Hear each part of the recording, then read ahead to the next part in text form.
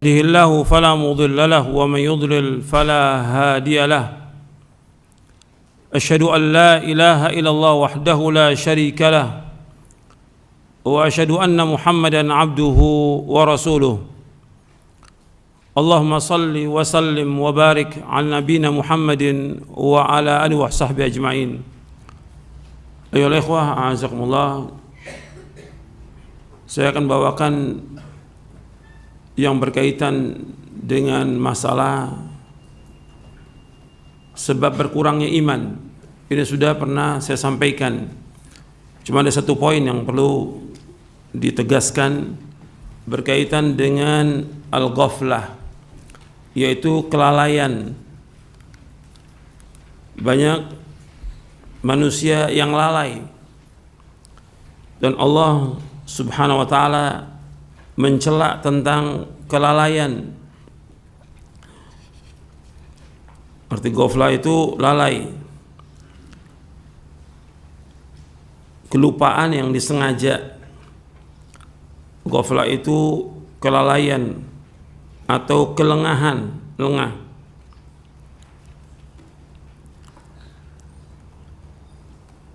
Allah SWT dalam banyak ayat itu mencela tentang kelalaian, dan lalai ini termasuk akhlak yang tercela. Wa ammal ghaflatu faqad dhammaha Allahu fi kitabih wa akhbara annaha khuluqun dhamimun min akhlaqil kafirin wal munafiqin wa hadzara minha subhanahu asyadda tahdhir. Adapun ghaflah, sesungguhnya Allah telah mencela dalam Al-Quran, dan Allah mengabarkan bahwa ini merupakan akhlak yang tercela dari akhlak orang-orang kafir dan munafikin. Dan Allah betul-betul mengancam dengan keras tentang ghaflah ini. Jadi ghaflah ini kelalaian yang disengaja atau lupa yang disengaja, karena dia tidak menjaga dan tidak menyadari. Allah Subhanahu wa ta'ala menyebutkan dalam surah Al-A'raf di ayat 179, Allah berfirman, وَلَقَدْ ذَرَأْنَا لِجَهَنَّمَ كَثِيرًا مِنَ الْجِنِّ وَالْإِنسِ لَهُمْ قُلُوبٌ لَا يَفْقَهُونَ بِهَا وَلَهُمْ أَعْيُنٌ لَا يُبْصِرُونَ بِهَا وَلَهُمْ آذَانٌ لَا يَسْمَعُونَ بِهَا أُولَئِكَ كَالْأَنْعَامِ بَلْ هُمْ أَضَلُّ أُولَئِكَ هُمُ الْغَافِلُونَ. Sungguh kami telah sediakan bagi neraka jahanam, arti kami telah sediakan bagi neraka jahanam itu kebanyakan dari jin dan manusia. Allah menyebut dengan kalimat kathir, kebanyakan dari jin dan manusia. Mereka punya hati tapi tidak memahami. Mereka punya mata tapi mereka tidak melihat kebenaran. Mereka punya telinga tapi mereka tidak mendengarkan kebenaran.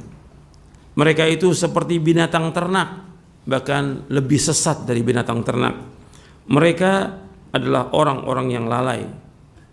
Allah menyebutkan di sini mereka adalah orang-orang yang lalai. Jadi Allah menyediakan neraka jahanam kebanyakan dari jin dan manusia. Mereka punya hati tapi tidak digunakan untuk memahami dari apa yang Allah Subhanahu wa ta'ala ciptakan ini. Dan Allah utus para rasulnya, dan Allah turunkan kitab-kitabnya. Mereka tidak berusaha untuk memahami. Dan mereka punya penglihatan, tapi mereka tidak melihat kebenaran. Mereka punya pendengaran, tapi mereka tidak mendengar. Artinya tidak berusaha untuk mendengarkan kebaikan. Mereka punya pendengaran, tapi tidak digunakan untuk mendengarkan kebaikan. Mereka seperti binatang ternak, bahkan mereka lebih sesat dari binatang ternak. Dan mereka adalah orang-orang yang lalai. Makanya penyesalan orang-orang kafir di hari kiamat itu Allah sebutkan di dalam surah Al-Mulk, wa qalu law kunna nasma'u aw na'qilu ma kunna fi ashabis sa'ir. Orang kafir berkata, kalau seandainya dulu waktu di dunia kami mendengar dan kami berakal, kami nggak termasuk penghuni neraka. Mereka punya akal, mereka punya pendengaran, tapi nggak digunakan untuk memikirkan kebaikan, untuk memahami kebenaran dan mengamalkannya, dan juga untuk mendengarkan kebenaran dan mengamalkannya. Mereka nggak gunakan itu, mereka menyesal. Kemudian juga Allah menyebutkan di dalam surah Yunus di ayat 92, wa inna katsiran minan nasi an ayatina laghafilun. Sesungguhnya kebanyakan dari manusia lalai tentang ayat-ayat kami. Ya, tentang ayat-ayat Allah ini ada ayat yaitu Al-Quran, ada ayat kauniyah, tanda-tanda kekuasaan Allah yang disuruh kita untuk melihat tanda kekuasaan Allah agar bertambah iman kita dan kemudian juga kita melaksanakan apa yang Allah perintahkan.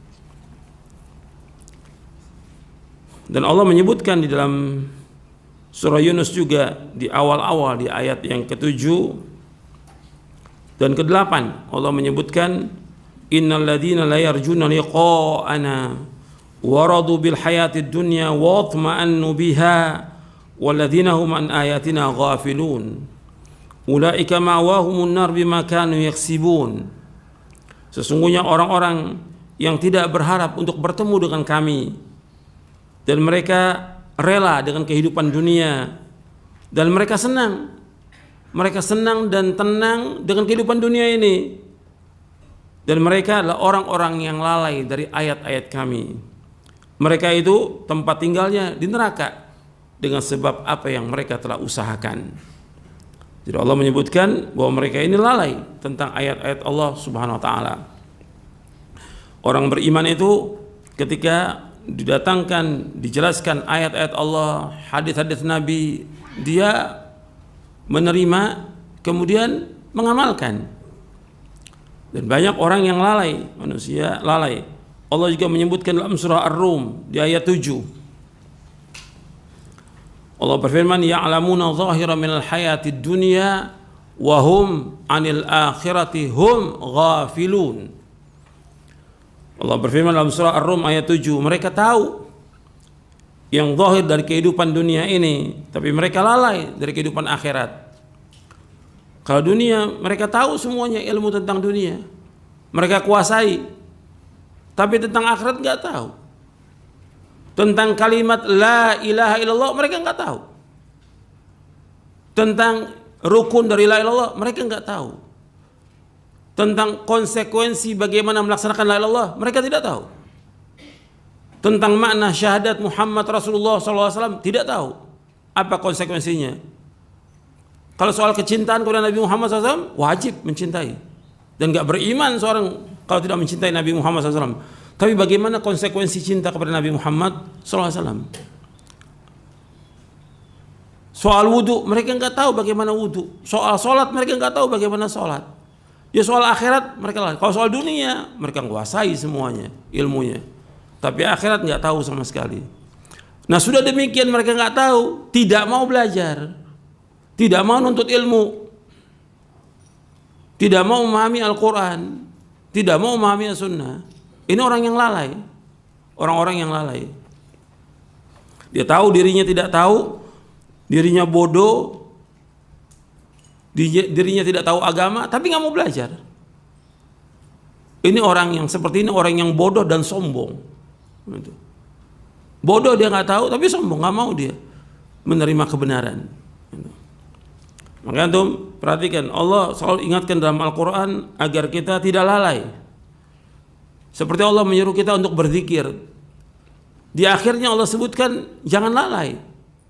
Antum lihat dalam surah Al-A'raf ayat 205. Wadhkur rabbaka fi nafsika tadarru'an wa khifatan wa dunal jahri minal qawli bil ghudwi wal asal wa la takum minal ghafilin. Dalam surah Al-A'raf ayat 205. Wadhkur rabbaka fi nafsika tadarru'an wa khifatan wa dunal jahri minal qawli bil ghudwi wal asal wa la takum minal ghafilin. Dan sebutlah Rabbmu dalam dirimu. Artinya hendaklah kalian berzikir dengan merendahkan hati kalian dan dengan suara yang perlahan, tidak keras. Berzikir itu dengan suara yang perlahan, tidak keras. Khifatan wa dunal jahr, dan tidak keras. Minal qaul, dari perkataan, artinya kita zikir itu enggak boleh dengan suara yang keras, dilarang oleh Rasulullah SAW. Harus dengan suara yang perlahan. Bil ghudwi wal asal, di waktu pagi dan petang. Wala takum minal ghafilin, dan jangan kalian termasuk orang-orang yang lalai. Anda perhatikan di sini Allah menyebutkan disuruh kita berzikir kepada Allah. Kalau soal berzikir, kita diperintahkan oleh Allah kalau untuk zikir sebanyak-banyaknya. Seperti Allah sebutkan dalam surah Al-Ahzab, ya ayyuhalladzina amanu dzkurullaha dzikran katsira wasabbihuhu bukratan wa asila. Wahai yang beriman, berzikirlah kepada Allah dengan zikir yang sebanyak-banyaknya, dan bertasbihlah kepada Allah pada waktu pagi dan petang. Untuk zikir disuruh kita berzikir sebanyak-banyaknya. Tapi zikir dengan kita ingat, artinya ingat dengan hati kita. Kita berzikir dengan lisan kita. Jadi berzikir itu harus dilafadzkan dengan lisan kita, dan hati kita ingat kepada Allah. Kemudian anggota tubuh kita melaksanakan apa yang Allah perintahkan. 3 itu. Zikir dengan lisan kita, kemudian hati kita ingat kepada Allah, kemudian anggota tubuh kita melaksanakan apa yang Allah perintahkan dan menjauhkan apa yang Allah larang.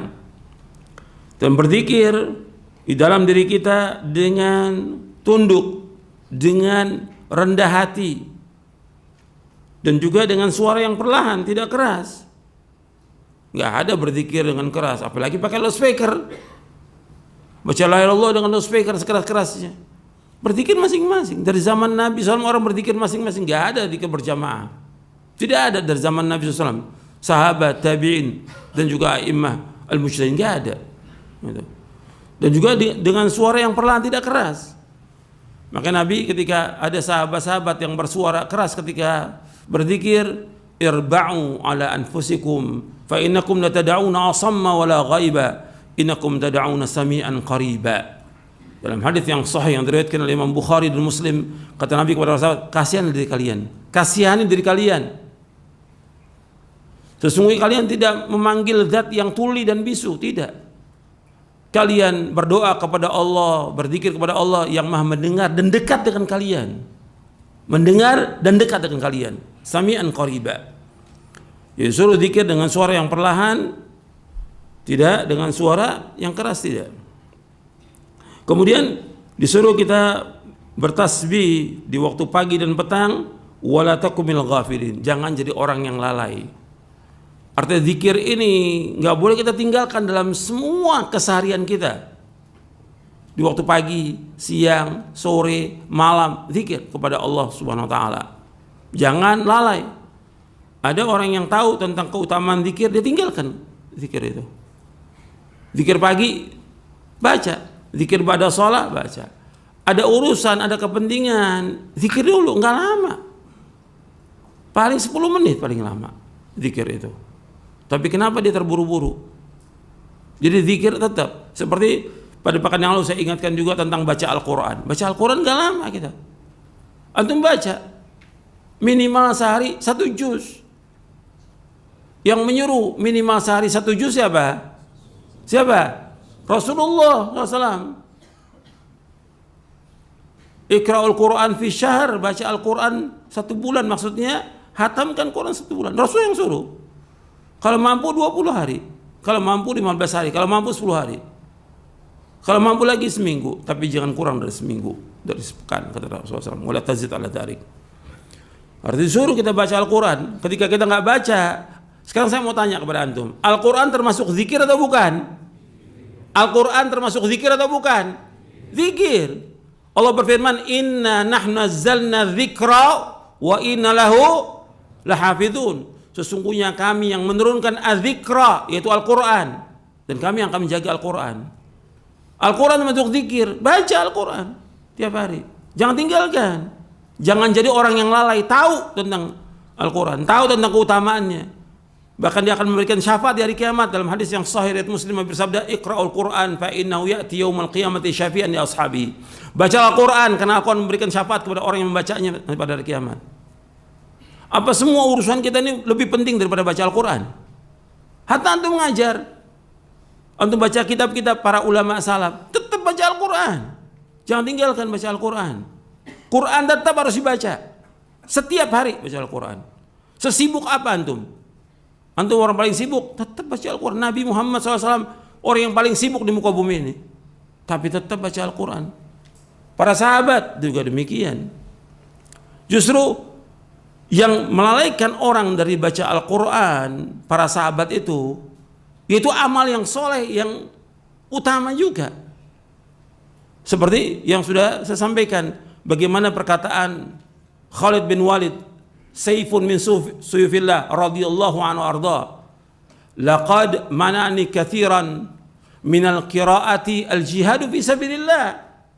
Sesungguhnya banyak mencegah aku untuk membaca Al-Quran, jihad di jalan Allah. Yang menghalangi Khalid bin Walid radhiyallahu arda untuk membaca Al-Quran apa? Jihad, puncaknya agama. Sekarang kaum muslimin menghalangi dia berzikir, baca Al-Quran apa? HP, itu. Pekerjaan, dunia, permainan, apa aja semuanya yang menghalangi dia untuk membaca Al-Quran. Maksudnya kita nggak boleh seperti itu orang beriman. Jangan lalai.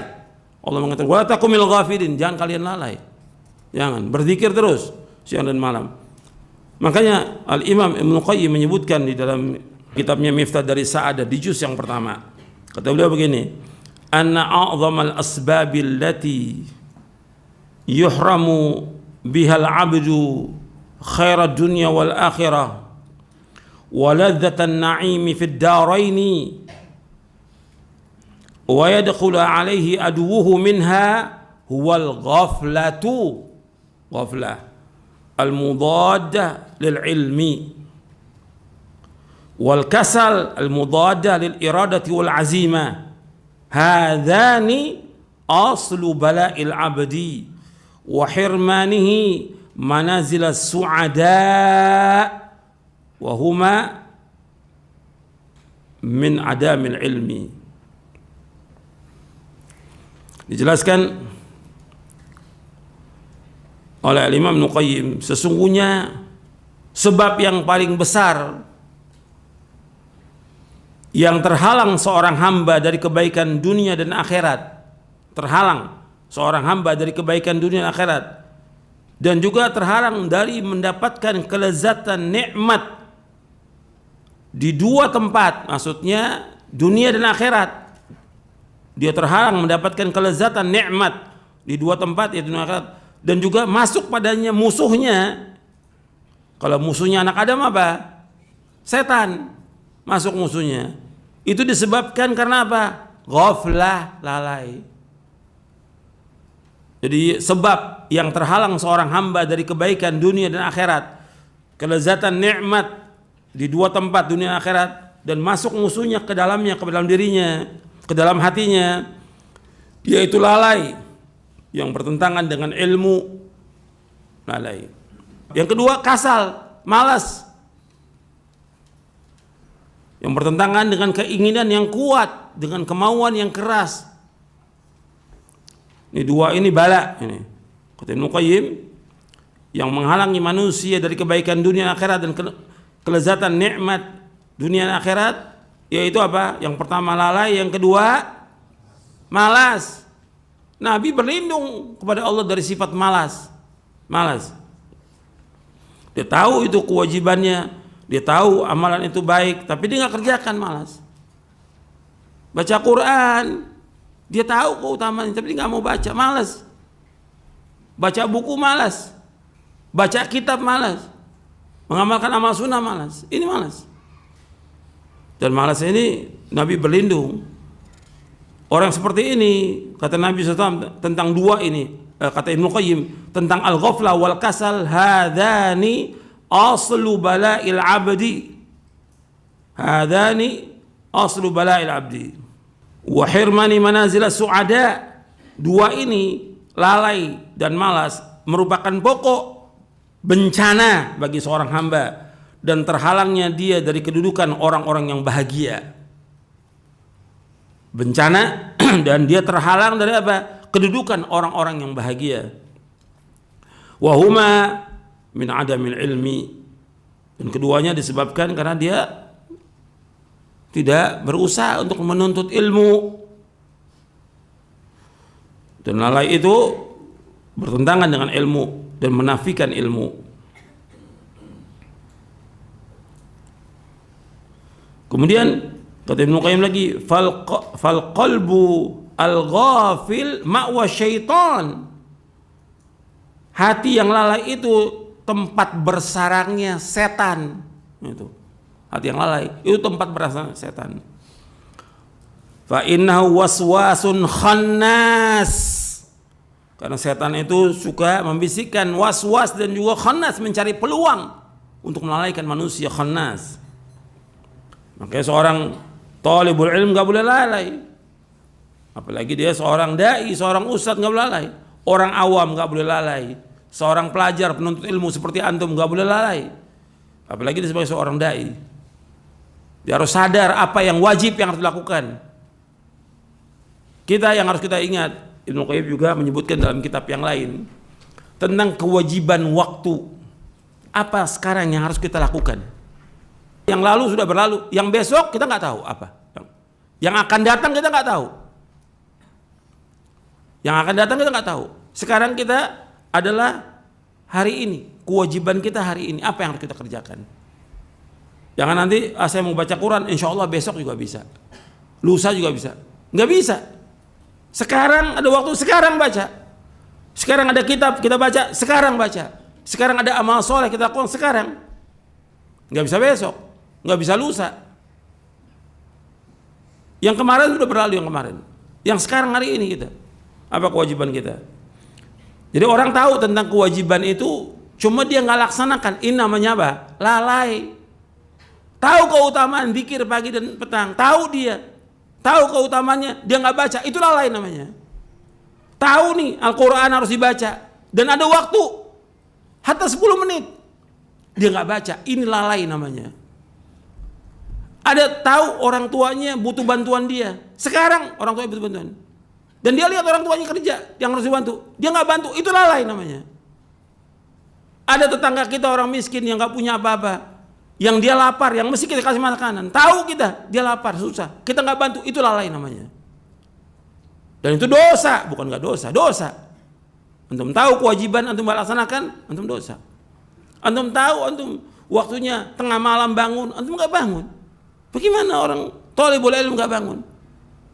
Padahal antum lihat para sahabat masih remaja aja nggak tinggalkan. Ibnu Umar cuma sekali loh.